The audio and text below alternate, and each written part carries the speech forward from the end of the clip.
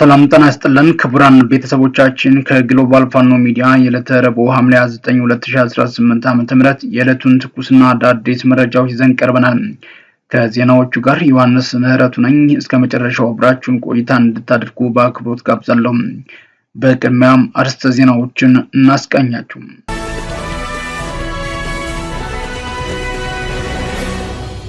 305ኛ ኮር ለተከታታይ ወራት ሲያሰለጥናቸው የቆዩ በርካታ አሰልጣኞችን አስመረቀ።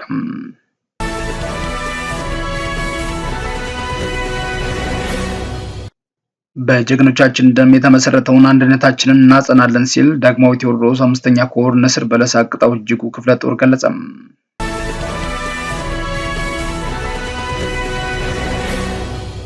በኢትዮጵያ በአማራ ክልል የተከሰተውን አለመረጋጋት ተከትሎ በቁጥጥር ስር የዋሉት 5 ጋዜጠኞች ያለ ፍርድ ለ3 ዓመታት በእስር ቤት መቆየታቸው ከፍተኛ ስጋት መፍጠሩን የጋዜጠኞች መብት ተሟጋቹ ተቋም ሲፒጂ አስታወቀም።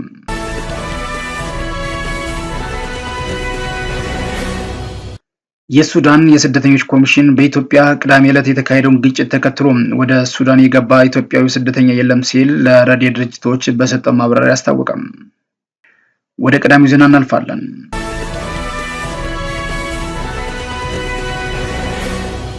305ኛ ኮር ለተከታታይ ወራት ሲያሰለጥናቸው የቆዩ በርካታ አሰልጣኞችን አስመረቀም። የአማራ ፋኖ ብሔራዊ ንቅናቄ አፋብኃኝ ጎንደር ጠቅላይ ግዛት በላይ እዝ 305ኛ ኮር ለተከታታይ ወራት ሲያሰለጥናቸው የቆዩትን ወጣቶች ሐምሌ 27 ቀን 2018 ዓ.ም የኮርና የክፍለ ጦር ከፍተኛ አመራሮች በተገኙበት በደማቅ ሁኔታ ማስመረቁን አፋብኃኝ ጎንደር ጠቅላይ ግዛት በላይ እዝ 305ኛ ኮር ህዝብ ግንኙነት መምሪያው ገልጿል።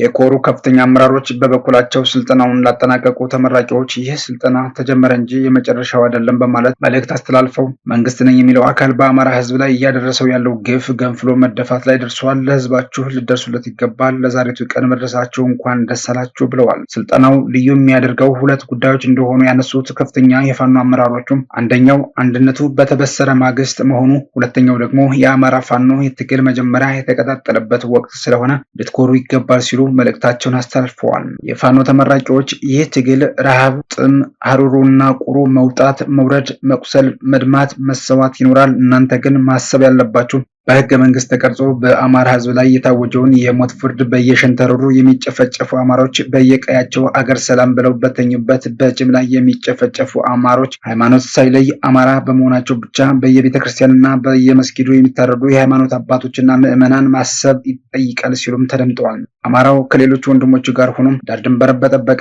ሀገር ባቆመ በጠበቀና በኢትዮጵያ ውስጥ አትኖርም ተብሏል። የሞት ፍርድም ተፈርዶበት በመጥፋት ላይ ይገኛል። አማራጫችን አንድ ብቻ ነው። እኛ ትግሉን ዳር አድርሶ ማሸነፍ አሊያ እንደ ዳይኖሰር ከምድረ ገጽ መጥፋት ነው ሲሉ ገልጸውታል። ጀግና የአማራ ፋኖ ተመራቂዎች ለዚች ቀን ለመድረስ ጀግና አርበኞች በየሸንተረሩ ደማቸውን አፍሰው አጥንታቸውን ከስክሰዋል። የክብር መስዋዕትነት ተቀብለዋል። ትግሉ በባህሪው ቅብብሎሽ ስለሆነ የሰማዕታት አደርነት ጭምር ስለሆነ ዛሬ አደርነቱን እየተቀበላችሁ ነው። አደርነቱን እንደምትቀበሉና ዳር እንደምታደርሱትም ሙሉ ተስፋ አለንም ብለዋል። የመጀመሪያ ስልጠናውን አጠናቃችሁ ለተመረቃቸው ተመራቂዎች በሙሉና ለዚህ ምርቃን አስፈላጊውን የሎጂስቲክስና ቁሳቁስ ላቀረበልን ደጀኑ ህዝባችን እንዲሁም አሰልጣኞች የለፋችሁበት ለፍሬ በቅቶ በማየታችሁ እንኳን ደስ አላችሁ ብለው ቀጣይ የተለመደው ድጋፍ ተጠናክሮ እንዲቀጥልም ጥሪ አስተላልፈዋል።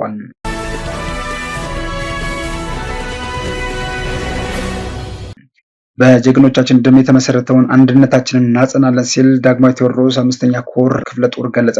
ዳግማዊ ቴዎድሮስ 5ኛ ኮር ንስር በለሳ ቅጣው እጅጉ ክፍለ ጦር አመራሮችና አባላት ሐምሌ 5 2018 ዓ.ም በተበሰረው የጎንደር አንድነት የተሰማቸውን ላቅ ያለ ደስታ የእዝ አመራሮች በተገኙበት ገልጸዋል። ለወደቁት ጀግኖቻችን ክብርና ለፈሰሰው ደም ስንል ማንኛውም አይነት ቅሬታና ጥያቄ ቢኖር እንኳን ከወንድሞቻችን ጋር በአንድ ጥላ ስር በገባነው የአንድነት ቤት ውስጥ ሆነን በመወያየት መፍትሄ መስጠት እንደምንችል አጥብቀን እናምናለን ሲሉ አጋርተዋል። በቀን 28 11ኛ ወር 2018 ዓ.ም ውይይት ያደረጉት አመራሮቹ የጎንደርን አንድነት ለማምጣት በየግንባሩ የተከፈለው የወንድሞቻችን የህይወት መስዋዕትነት እጅግ ከባድና ውድ በመሆኑ ይህንን ማጽናት ደግሞ ታሪካዊ ግዴታችን ሊሆን ይገባል ሲሉም በመግለጽ ለሚሰጠን ማንኛውም ግዳጅ ዝግጁ መሆናችንን እንገልጻለን ብለዋል። በመሆኑም የጠላትን አጀንዳ በመሸከም ለግል ጥቅማቸው ሲሉ አንድነትን ለማፍረስ የሚታትሩና የህዝቡን ትግል የሚጠልፉ ጸረ አንድነት ግለሰቦች ግለሰቦች ድርጊታቸውን በአስቸኳይ ሊያቆሙ ይገባል ብለዋል። በውይይቱ የተገኙት የአፋብኃኝ ጎንደር ጠቅላይ ግዛት በላይ እዝ አመራሮች ለታላቁ የጎንደር ህዝብና ላለፉት ጀግኖች የማይመጥኑ ከየቁጥቋጦ ስር የሚሰጡ አደናጋሪ መግለጫዎች በአስቸኳይ ቆመው ማንኛውም ታጋይ ነኝ የሚል አካል አለኝ የሚለውን ችግርና ጥያቄ በተገነባው ጠንካራ ቤትና መዋቅር ስር ብቻ ማቅረብ እንዳለበት አምኖ ወደ ቤቱ እንዲቀላቀል ሲሉ እናሳስባለን ብለዋል። መረጃው የአፋብኃኝ ጎንደር ጠቅላይ ግዛት በላይ እዝ የህዝብ ግንኙነት መምሪያ ነው።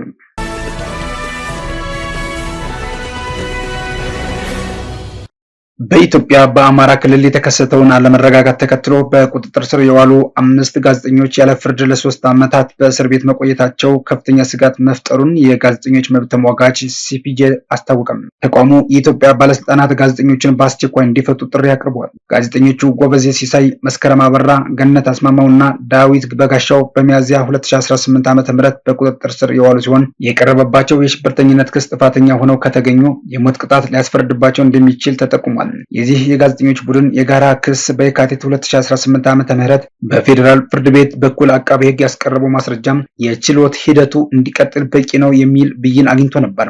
ሆኖም ተደጋጋሚ የችሎት ቀጠሮዎች መራዘም የችሎቱን ሂደት እስከ ህዳር 10 ቀን 2019 ዓ.ም ድረስ እንዲራዘም ማድረጉን የጋዜጠኞቹ ጠበቆች ለሲፒጄ ገልጸዋል። ይህ መዘግየት የመጣው የፍርድ ቤቱ ከነሐሴ እስከ ጥቅምት ባለው ጊዜ የነበረውን የእረፍት ጊዜ ተከትሎ መሆኑም ተገልጿል። ከዚህ በተለየ መዝገብ ጋዜጠኛ አባይ ዘውዱ ደግሞ በነሐሴ 4 ቀን 2015 ዓ.ም በቁጥጥር ስር ውሏል። ይህ በቁጥጥር ስር የዋለው ባለስልጣናት በአማራ ክልል የተከሰተውን የአመፅ እንቅስቃሴ ተከትሎም የአስቸኳይ ጊዜ አዋጅ ካወጁ ከአንድ ሳምንት በኋላ ነበር።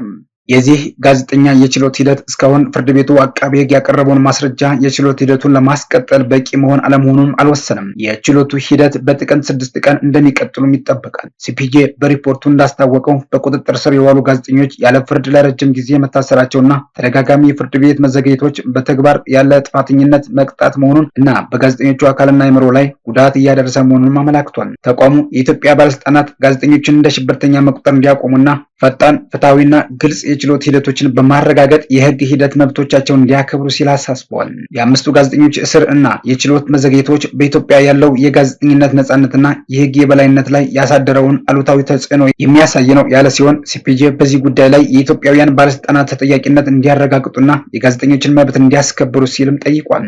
ይህ በእንዲህ እንዳለ በአንድ ቀን ከታሰሩ 3 ፖለቲከኞች የሁለቱ ቤተሰቦች ለአጭር ጊዜ ቢያገኟቸውም የታሰሩበትን ጉዳይ በግልጽ እንዳላወቁ ተናገሩ። የእስሩን ምክንያት የተጠየቀው ፖሊስ ምርመራን ነው የሚመለከተውን ማጣራት ይጠይቃል ሲልም ገልጿል። መምህርና ፖለቲከኛ አቶ አበበ አካሉ፣ የህግ ባለሙያና ፖለቲከኛው አቶ አበራ ንጉስ እንዲሁም ፖለቲከኛ አቶ ይስሐቅ ወልዳይ በቀናት ልዩነት በፖሊስ ተወስደው መታሰራቸውን ቤተሰቦቻቸው ለቲክቫህ ኢትዮጵያ ተናግረዋል። አንድ የፖለቲከኛ አበበ አካሉ ቤተሰብ በሰጡት ቃል እስራቸውን በተመለከተ ብዙ የሚያውቁት ነገር እንደሌለ ገልጸው ከታሰሩበት ቦታ አሁን ጠይቀነው ተመለስን ሲሉ ትናንት ከሰዓት በኋላ ተናግረዋል። ፖለቲከኞቹ የታሰሩት ሜክሲኮ ኬኬር ህንፃ ስር ያለው የምርመራ ቢሮ መሆኑም ታውቋል። ፖለቲከኛ አቶ አበበን ትናንት ምርመራ ክፍል እንዳገኟቸው ገልጸው ለመውራት ብዙ ጊዜን አልነበረንም ብለዋል። የህግ ባለሙያና የአቶ አበራ ንጉስ የቅርብ ቤተሰብ ደግሞ ባለሙያው በምን ምክንያት እንደታሰረ አላወቅንም፣ ትናንት ጠዋት 1 ሰዓት ገደማ ነው ቤት መጥተው የወሰዱት ሲሉ ለቲክቫህ ኢትዮጵያ ተናግረዋል። ፖለቲከኛ አበበ አካሉና ይስሐቅ ወልዳይ የኢትዮጵያ ህዝባዊ አብዮታዊ ፓርቲ ኢህአፓ አካል ሲሆኑ የፓርቲው አንድ አመራር ፖለቲከኞች መታሰራቸውንና ፓርቲው ጫናው የበዛበት መሆኑን ለቲክቫህ ኢትዮጵያ ገልጸዋል። በታሳሪዎች ዙሪያ የኢትዮጵያ የፌዴራል ፖሊስ የኮሚኒኬሽን ኃላፊ የሆኑት አቶ ደጃይላን አብዲን ማብራሪያ ተጠይቀዋል። በምላሻቸውም ነገ አጣራለሁ፣ አሁን ሌላ ቦታ ነኝ፣ ስራ እየሰራሁ ነው ብለዋል። ጉዳዩን አልሰማም ተብሎ ሲጠየቁም መስማት ሳይሆን ጉዳዩን ማጣራት አለብኝ፣ የፌዴራል ፖሊስ አንድ ቦታ ብቻ አይደለም ብዙ ዲፓርትመንት ነው ያለው፣ ይህ ምርመራን ነው የሚመለከተው፣ ማጣራት ይጠይቃል ሲሉም ተናግረዋል ሲል ቲክቫህ ኢትዮጵያ ዘግቧል።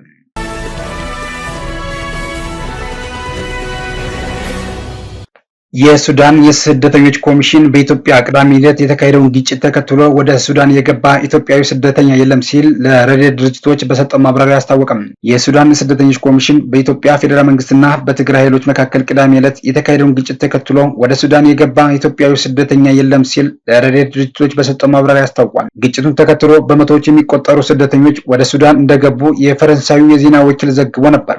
ሆኖም ግጭቱ ከቀጠለ ስደተኞች ወደ ትግራይ በብዛት ሊገቡ እንደሚችሉ ኮሚሽኑ ስጋቱን የገለጸ ሲሆን የሰብአዊ እርዳታ ድርጅቶችም ቀድመው እንዲዘጋጁ አሳስቧል። ኮሚሽኑ በምስራቃዊ ሱዳን ያሉት የስደተኞች መጠለያዎች ተጨማሪ ስደተኛ መቀበል እንደማይችሉና ስደተኞች በብዛት ከገቡ ሌላ መጠለያ ማቋቋም ያስፈልጋል ብሏል። ይህ በእንዲህ እንዳለ የሱዳን የፖለቲካ ኃይሎች ዓለም አቀፍ አደራዳሪዎች ጦርነቱን ለማስቆም አዲስ አበባ ውስጥ በጀመሩት የፖለቲካ ሂደት ላይ መከፋፈላቸው መሰማቱም ተገልጿል።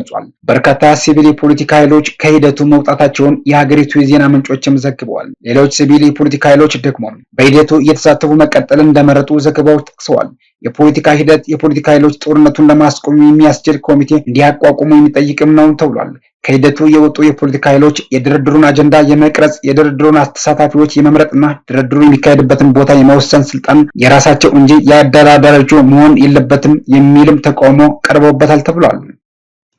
የተወዳችሁ የግሎባል ፋኖ ሚዲያ ቤተሰቦቻችን ለዕለቱ ያዝናቸው ዜናዎቻችን ይህንን ይመስሉ ነበር። አብራችሁን ስለነበራችሁ ምስጋናችን ከልብ ነው። በየቀኑ የምናቀርባቸውን ትኩስና ወቅታዊ መረጃዎች እንዲደርሷችሁ ላይክ፣ ሼር እና ሰብስክራይብ በማድረግ ቋሚ ቤተሰብ እንድትሆኑ እንጋብዛለን።